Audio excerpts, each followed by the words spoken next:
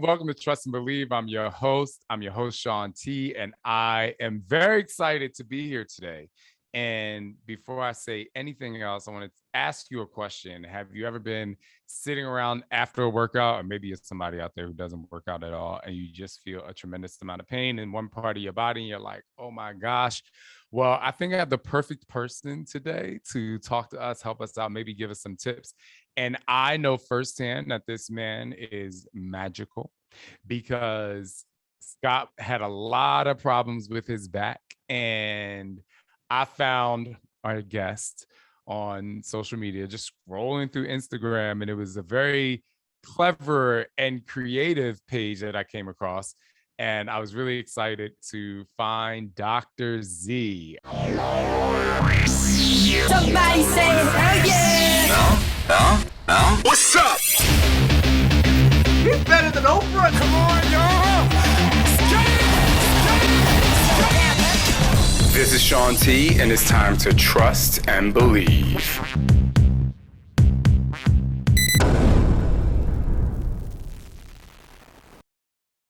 Dr. Z, what's Yes, sir. up?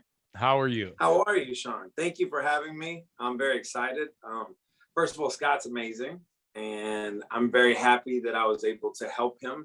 I know he's been dealing with back pain for some time, so we did a few treatments, Skype treatments, FaceTime, and he's very diligent, so it makes it very simple, which a lot of patients, they don't always do their homework, so that makes it more challenging, but he's been terrific, and I'm glad he feels better. So thank you for having me. Yeah, thank you. Speaking of challenging, let's get right into it. Sure. Well, first of all, tell people about yourself. Where'd you go to school? How'd you get to where you are today? And then I'll get to my next questions. Yeah, absolutely. So I'm originally from the Washington, D.C. area. I came down to Florida to go to the University of Florida, go Gators. And, I've been an athlete my whole life, from swimming to track to football, powerlifting. And so I've dealt with a litany of injuries. And when I was in school, after I quit football, I was going to be a dentist. I was positive because, I love to help people. I'm good at science. I don't know. Dentists, they make work. They make a good living. So, but then I hurt myself really badly. I was squatting in the student gym, about, 6 plates, 585. Whoa. And I had a terrible spot. This guy pushed my hips forward. So essentially taking that normal lordotic curve out of my back, and all that weight collapsed on me. Okay. Thank God I had the, those safety bars, because that weight came down, the weight shot to the side, and I basically was collapsed on the floor. They had to carry me out. Went to the hospital. They shot me with all kinds of stuff. And my back I was in excruciating pain. Okay. One of the guys I used to play football with was like, listen, I'm going to take you to a chiropractor.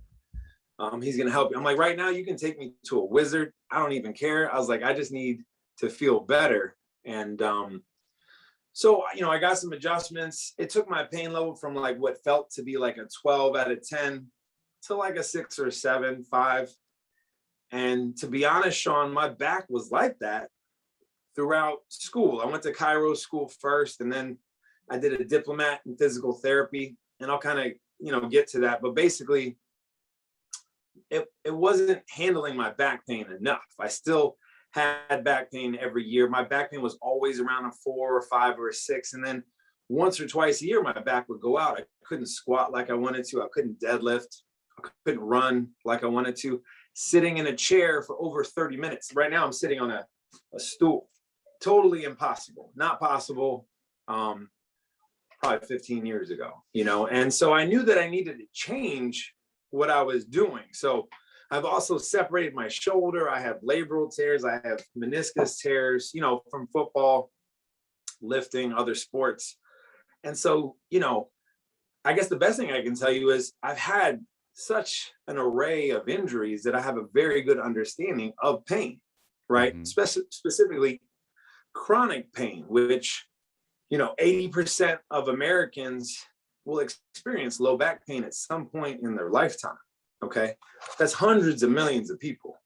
Now there's varying degrees of it, mild pain that you get after you sit for a long period of time, people where they throw their back out and they're completely incapacitated, like I was.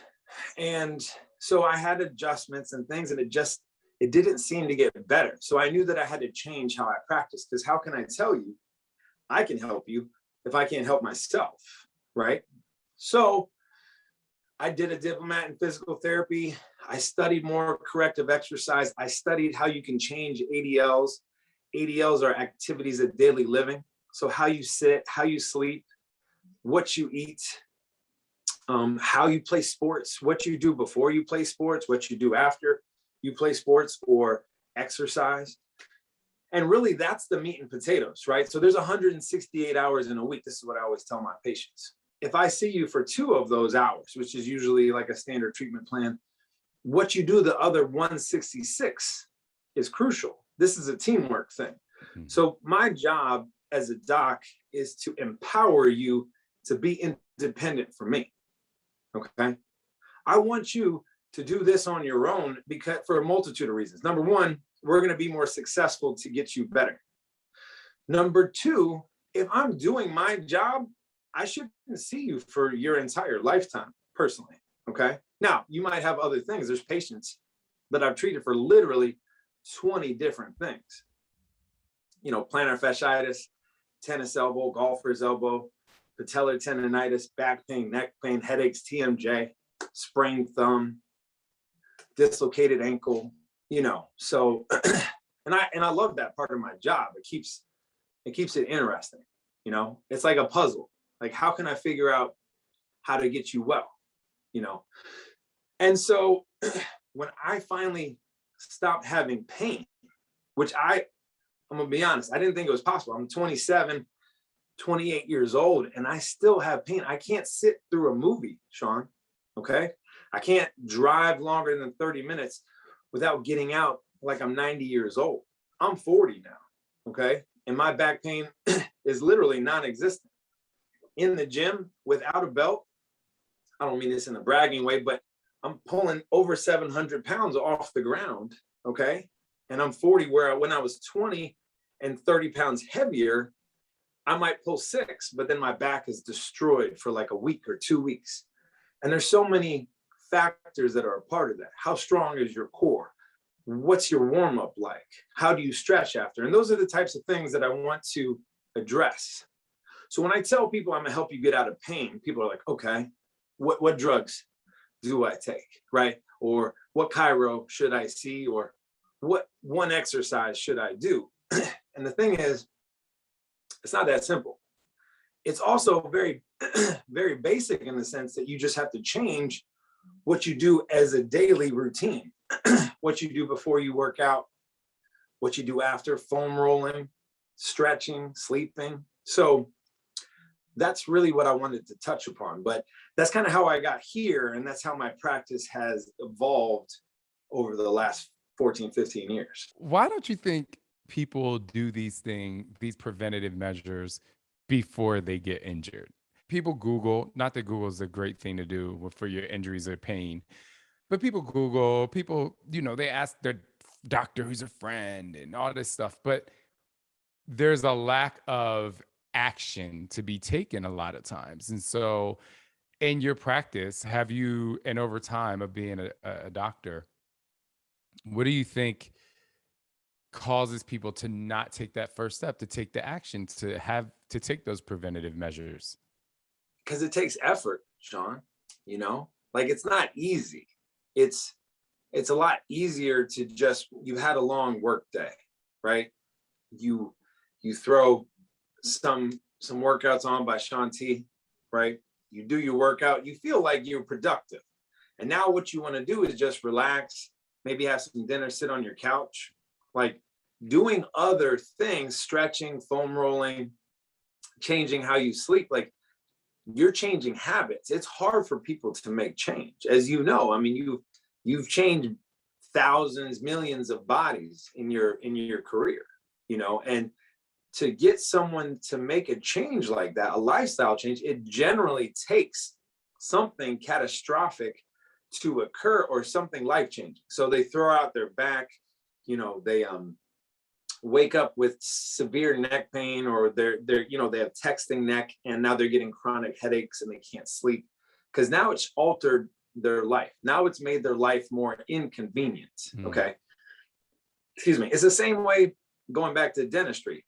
People aren't inclined to like floss, but if they start getting cavities, all of a sudden they're like, whoa, I had to get a crown, or I had to have this removed, or I was in, I had a root canal. It was the worst thing of my life. I'm going to floss every day. You got to floss, right? They're all fired up, at least for a short period of time, until you make the change. And it's an integral part of your life. Okay. So what I always tell people is, if everybody did what they were supposed to do, I'd be out of business. Right.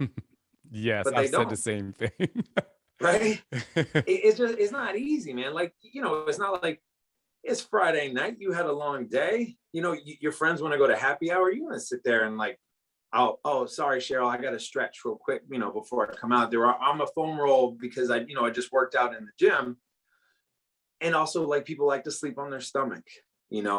They like to sit on the couch for hours and watch their favorite Netflix things. They don't want to sit in an upright position, or maybe lay on their side. I mean, these are all things that feel tedious until you have to. Right. I think that was kind of the next thing I wanted to get at, because I'm just a big believer, especially when it comes to fitness. I don't like to, now before I say this, I created a workout called Insanity. So I know that I want people to jump into a hardcore and dig deep and basically destroy themselves to find motivation and consistency. However, as I got older, I've gotten older, my body starts to hurt. I think that there is a way to get people to start easy. And, you talk about the back. There's a lot of people I know that have knee issues. A lot of that comes from, full disclosure, comes from just having too much weight on their bodies, or just being weak from inactivity. So you think, like, I have knee issues, I can't work out. If you can pinpoint 3 of the major issues of a person that have not come to you, right? They haven't come to your office. They're out there somewhere. That 6 out of 10 people are probably experiencing this in a year. What are those 3 things that you say people are experiencing, and what is the one thing they can do to help prevent further pain? Before I say these 3 things, let me just explain one concept that will really help people wrap their head around why these things are important. Okay.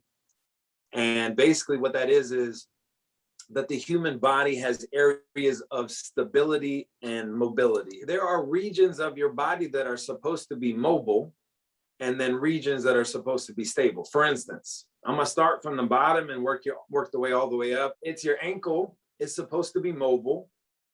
Your knees are supposed to be stable. Your hip is mobile. Your lumbar spine is stable. Your thoracic spine is mobile.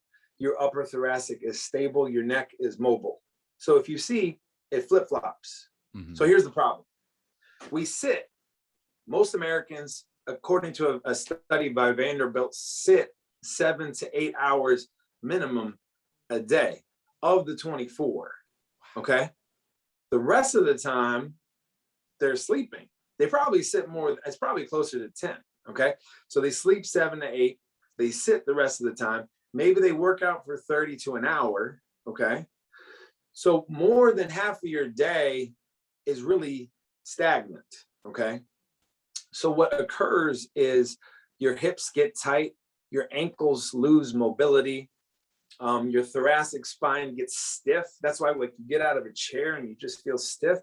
So because that happens, it makes your areas that are supposed to be stable, your upper neck, your back, it makes them now unstable. It makes them susceptible to injury.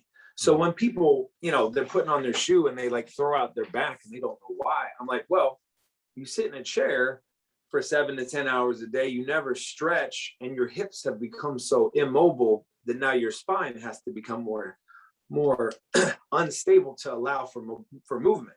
Now you throw in exercise, people want to go play tennis. They want to go do insanity.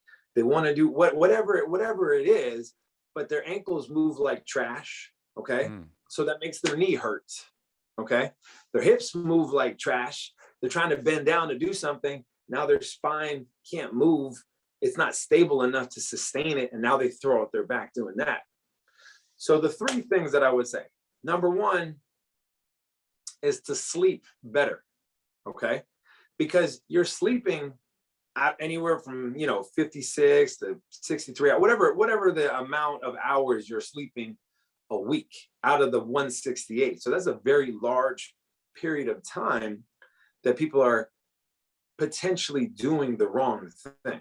Okay. So in my opinion, sleeping on your back with pillows underneath your knees, a pillow under, let's say you have a bad shoulder, put a pillow under that arm, a flat pillow underneath your head. So not one that tilts your head up.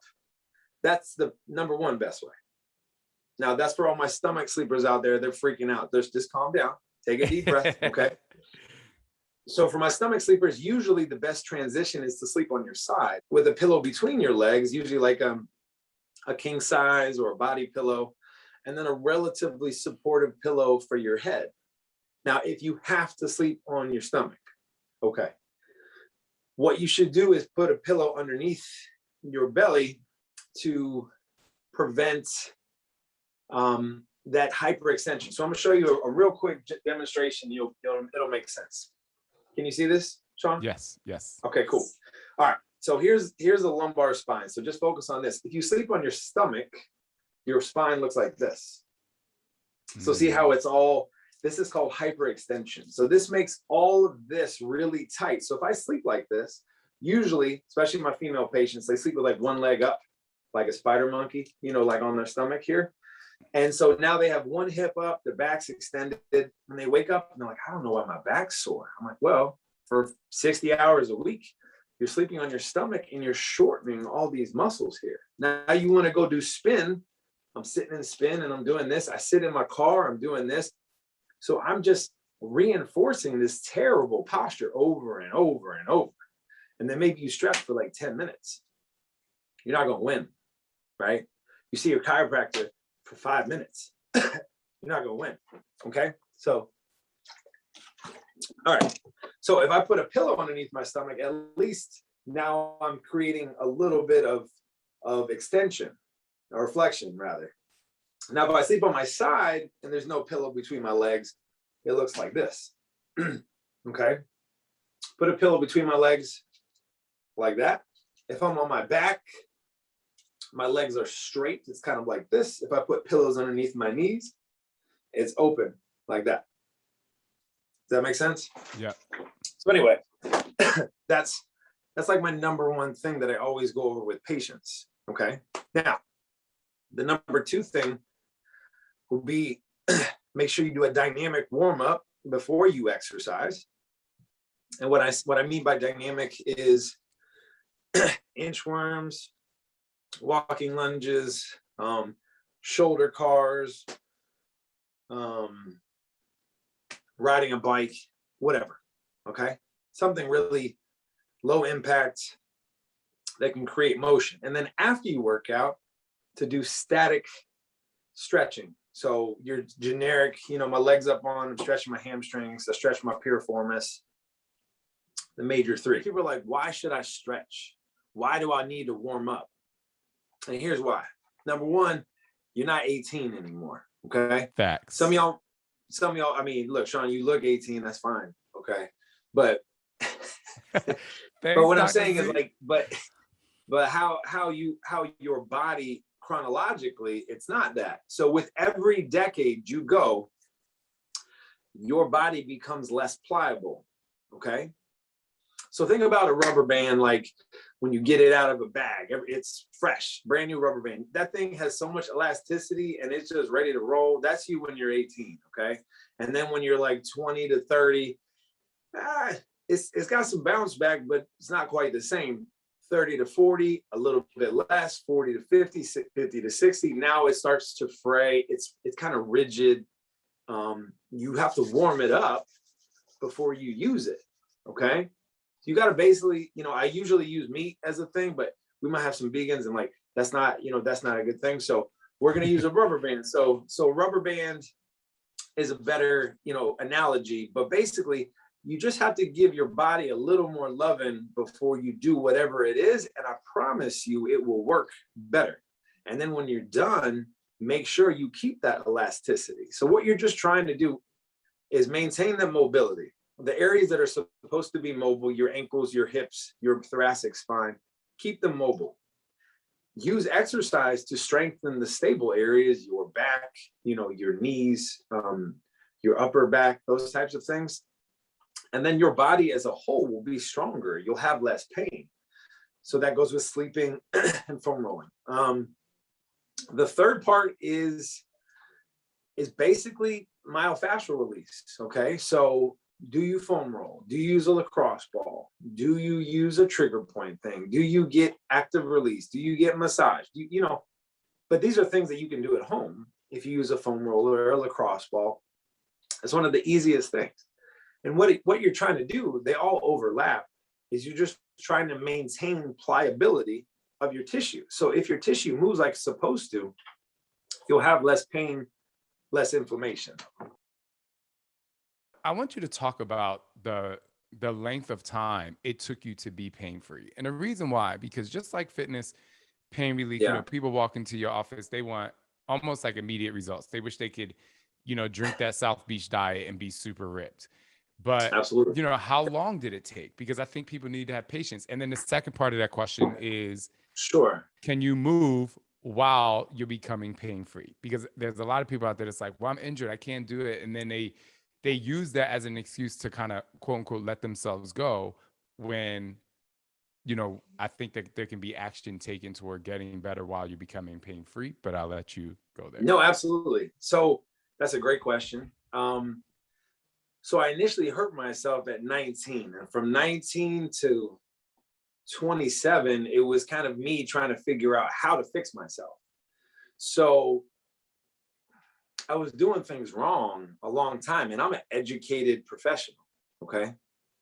Once I figured it out, it honestly went fairly quickly. So the best way to answer that is I can use patients. For instance, I had a patient, or even Scott, for instance. Okay. Like Scott has had back pain since he was real young.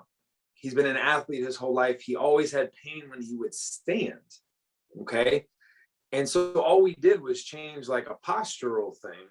And then all of a sudden his pain, it's not like gone completely, but he can last longer standing. It doesn't bother him as much. His pain level has reduced.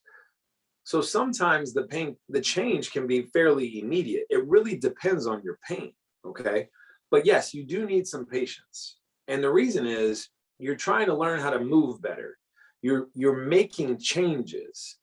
It's not like you go to the dentist and you can just remove a cavity and then you're good to go. Okay.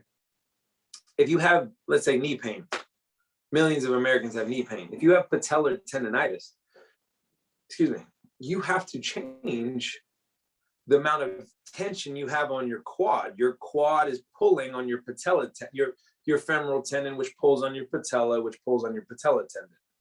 Your ankle probably moves like trash. You don't have a good gait.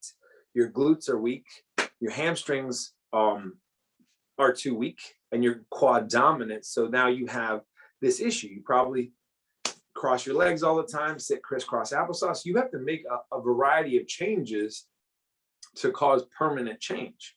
So it can go fast if you're very compliant. It's just hard for people to make that change. And then, as far as can you move with pain? Absolutely. And that's the biggest thing is I have people that come in my office. Okay. For instance, I had a woman that left today. She's had terrible piriformis syndrome for at least 9 years. So her son is 8 years old. She got it in the second or third trimester. She's been to orthos, neuros. She's had surgical consults. She's had MRIs on her hip, her back. When I tell you, Shaun, she came to my office, she was like this. She's like, you're not going to help me. So I don't know why So today's like her fourth or fifth visit. Okay. She's like, you're not gonna help me. So I don't really know why I'm here, but my friend Barbara made me come. So I guess I'll listen. And within 20 seconds, I knew exactly what was wrong. I said, you have piriformis syndrome. She's like, I never heard of that before. I said, well, that's what you have. So basically she had pain in her glute. It stopped mid-thigh. It started when she's in her third trimester. So she's a petite woman. You have added anterior weight. She's in extension. She stopped working out. She stopped stretching. So piriformis syndrome, for listeners, basically is when the sciatic nerve will go through your piriformis muscle and it will contract, and it basically grabs a hold of that nerve and it causes searing, sharp pain, almost debilitating sometimes. She couldn't sleep. Shaun, she didn't sleep a whole night for the last, I guess, at least 7 or 8 years. Okay. Visit 2, she slept through the night, and I swear she said, she's like, I don't want you to touch me because I don't want you to undo. I don't know what you did. like as if it was like some kind of magical trick, or like I'm like a wizard and I want to undo the potion. And I said, listen, that's not what this is, But my point with the movement is she was afraid to work out. She was afraid to walk. She was afraid to do anything. She was afraid to go to like any parties where she had to walk around a park or do anything active, do stuff with her kids, because she didn't want to make her problem worse. And it was more from a lack of understanding. So the important part is if you go to a professional who understands how human body mechanics work, if they're doing the right thing, they're going to encourage you to move, but in a safe way. So you absolutely can still exercise or work out if you're injured. But obviously there's a caveat to that. What's your injury? What makes it worse? And you can always circumvent it. That's why patients come to my office, is because they're active, right? They want to stay active, but not hurt themselves anymore, if that makes sense. Mm, that makes a lot of sense. I want to try and get some Q&A. I think we have one question in here. There you are. Hey, Kathy, good to see you. Hey, Shaun, it's good to see you again. Hi, Kathy. And there's Hi, Dr. Z. All right, we see you have a question up here. Love it. You want to ask it. You want to read it and ask Sure. Dr. Z. The question I put in was, how do you deal with chronic neuropathic pain? I've been dealing with post-COVID stuff since March of 2020. And it's one thing to deal with the pain that I feel after an insanity workout, which I have not done for a really long time because of post-COVID. But, the chronic stuff is just something I've had a real tough time dealing with. And that's why I decided to join this tonight. Okay. That's a great question. Now, can I ask you some specifics? Sure. Where is the pain, the neuropathic pain? Mostly my back, and it's more like a surface, sort of almost like a sunburn, and also my feet. So on your feet, and then in the middle of your back? Kind of more my upper back, to be honest. Would you say here or a little bit lower? A little bit lower. Okay. How often are you on a computer or in front of anything where I'm typing, anything like that? Virtually every day. Okay. How often are you on your cell phone? Way too much. Okay. Okay. All right. So what is your desk set up like when you're on the computer? What I do have a footrest. I do have a chair with, back support. Okay. But I'll also be honest, sometimes I have my laptop on the couch, and I'm, sitting where I probably shouldn't be. Like sitting in bed, leaning over it, which I know is the worst. And my husband yells at me when I do it. Pain in the bottom of your feet and pain up here, although they might feel similar, generally are from different processes. So I'll kind of talk about that. Okay.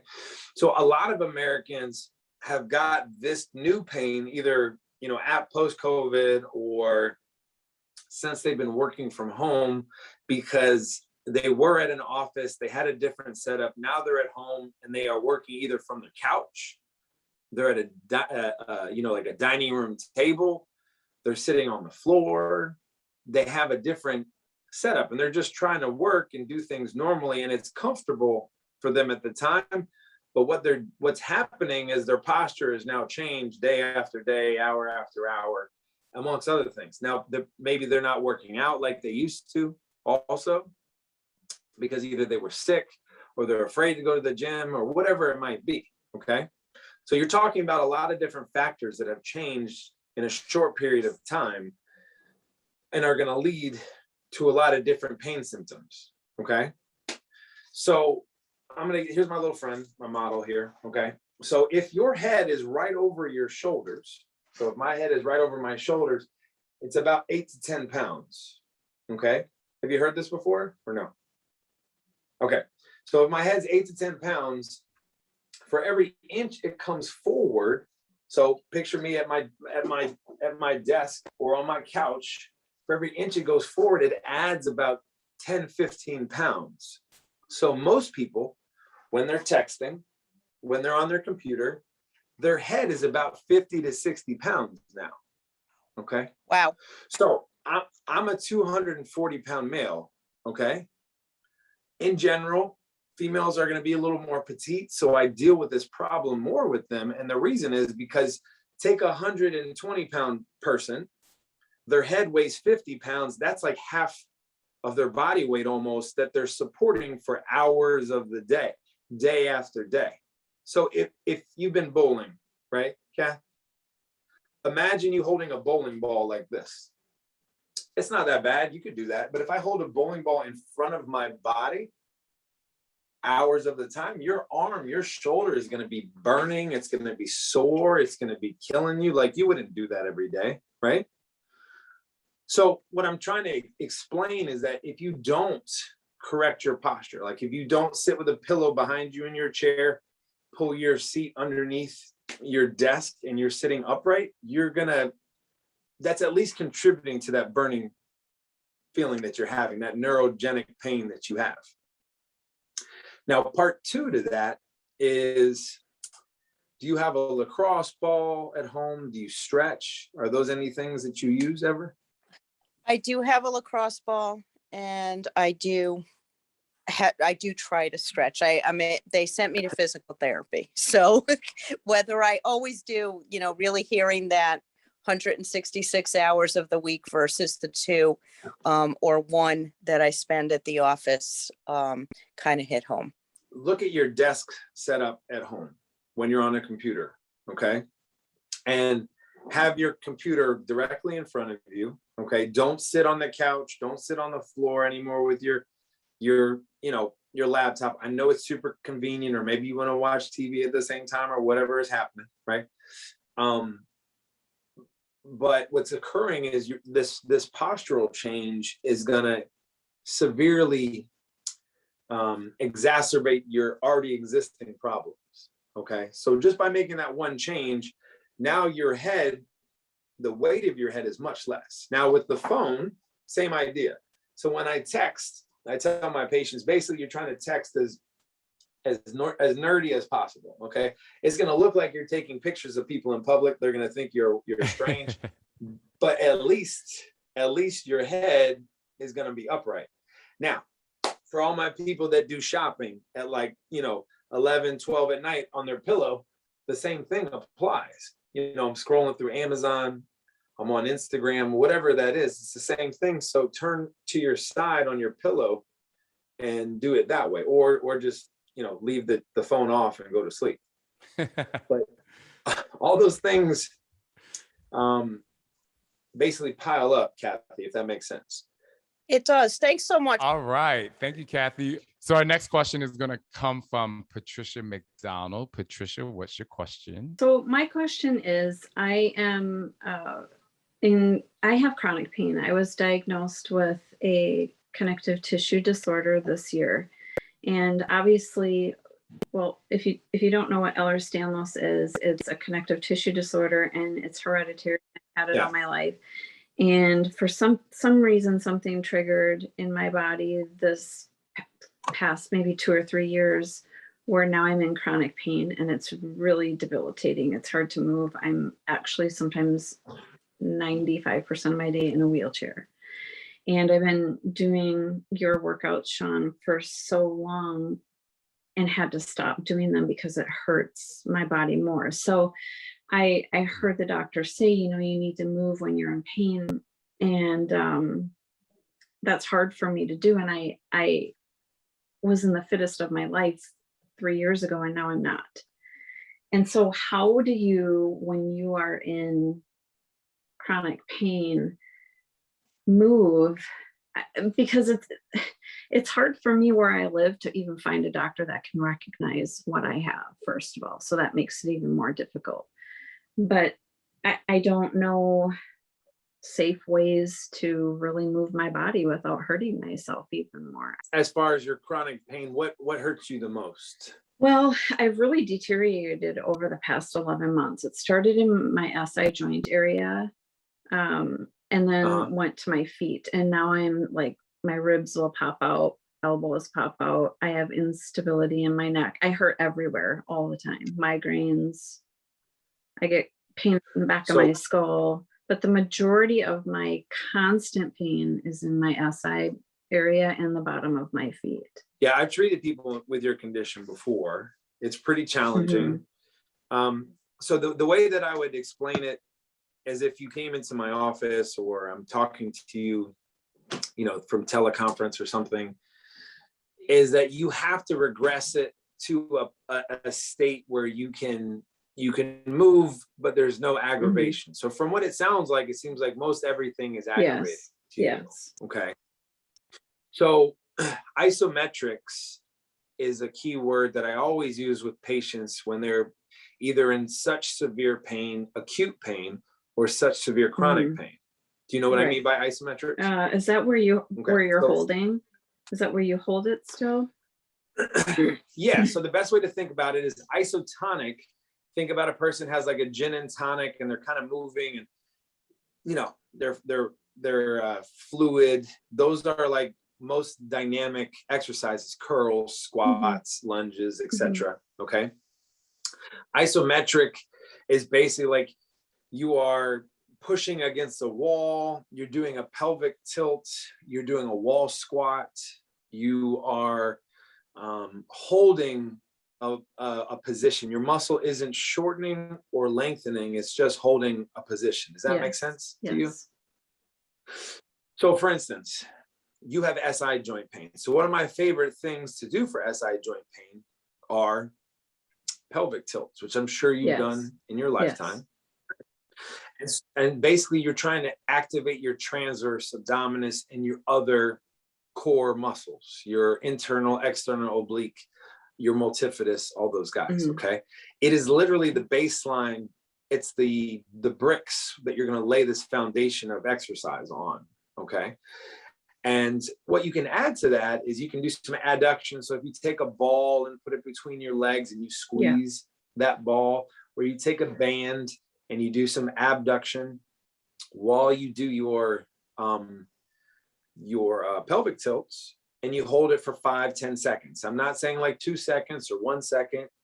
I'd rather you do like 5 of 10-second holds than 10 1-second holds or something like that. Does that make sense? So start there, and then you can do, and then you turn on your side and you try clams. Okay. I'm sure you've done those in your lifetime. Right. And again, hold that movement for 5, 10, 15, seconds. Okay. And you're trying to limit the amount of reps. It's more just a hold of some sort. You're trying to activate the muscles in a positive way around the joint, but still facilitate joint motion, joint mobility, and joint stability in that area.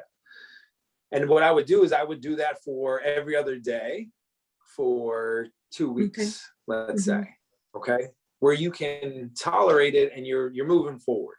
And then if that goes okay, then you try some, bird dogs, but you're just doing extensions and you're doing it slow. If that goes okay, then I'll try a wall sit. So basically I'm standing I'm only going to go to like 40 degrees or 30 degrees. And I try a wall sit for 5-10 seconds. I guess the best answer I have for you is that you have to start somewhere, because it sounds like you're very young. Okay. You have a long life to live. You can't live your life in a way where you are completely incapacitated or you keep regressing because for fear of aggravating. I mean, you're absolutely right to feel that way. But at the same time, you have a long life to live and we got to get you moving. So I would take exercises at the most basic level and just use isometrics again. And once you can tolerate it, then I would progress more. Now, another thing that I would try is dietary changes. I'm sure you tried that as well. You know, there's something I talked to Alex about, which is, you know, an anti-inflammatory diet. We can talk about that another time, but you know, removing grains and removing certain oils from your diet, or grain-fed meats and those types of things, gluten, of course, those are things that can make big changes. So that would be my suggestion. I know obviously that sounds kind of vague, but it's difficult without knowing more of your history. Right. I appreciate it. Patricia, thank you so much for joining. Obviously, I wish you the best recovery, because we're going to think positive and you are going to recover. I definitely want to check on you to make sure you're doing at least some of these exercises. And then I'm sure Dr. Z would also want you to see someone on a daily basis if you are not already. So if you ever want to reach out, you can always shoot me a DM on my Instagram. I have no problem trying to help you through that. Thank you. Dr. Z, thank you so much for your time. I do want everybody to know that Elite Therapy and Wellness of the Palm Beaches come through. That's where you are. How else can people get in touch with you? I know you did my Scott a little favor by, you know, doing a telesession, if you will, but I definitely want people in your area who listen to the podcast to be able to find you and, you know, reach out. Yeah, absolutely. Thank you, Shaun. Pain-free lifestyle is our Instagram. We have a lot of free information on there. That's the whole premise behind it. We have free exercises, free stretches. We try to keep it light. We have some joke stuff on there. My dog, which is in the background, is on there, which is, I think most of my patients come to see my dog and not me, or they visit my page for her anyway. But Pain-Free Lifestyle is our Instagram, or our phone number is 561-320-9302. We're located in Jupiter, Florida, and we would love to help you in any way. Shaun, I'm so grateful to be on. I think you're an amazing person, amazing human being. I followed you for a very long time, so this was very cool. So thank you. Thank you, man. I feel the same about you, and you helped my family, because I tell you one thing, Scott definitely had a tremendous amount of pain relief, and he's definitely doing better. Like you know, we used to have to tell him literally an hour and a half before we started working out, so he had plenty of time to prep before his prep. And now I think he's kind of ready to go before the rest of us now. So you are definitely, I mean, I know you don't want to call yourself a wizard, but I think you are. The way you communicate to people and inspire them. So everyone, I think the way to trust and believe in yourself, at least per this episode, is to take action. Go back, listen to this episode again, share it with people, especially the sleep part. I think a lot of people underestimate the true value of not just sleep, but how your body is positioned when you are sleeping. It definitely was eye-opening for me. Dr. Z, thank you so much for joining. Everyone, continue to trust and believe in who you are. Leave a review and join me on the next episode.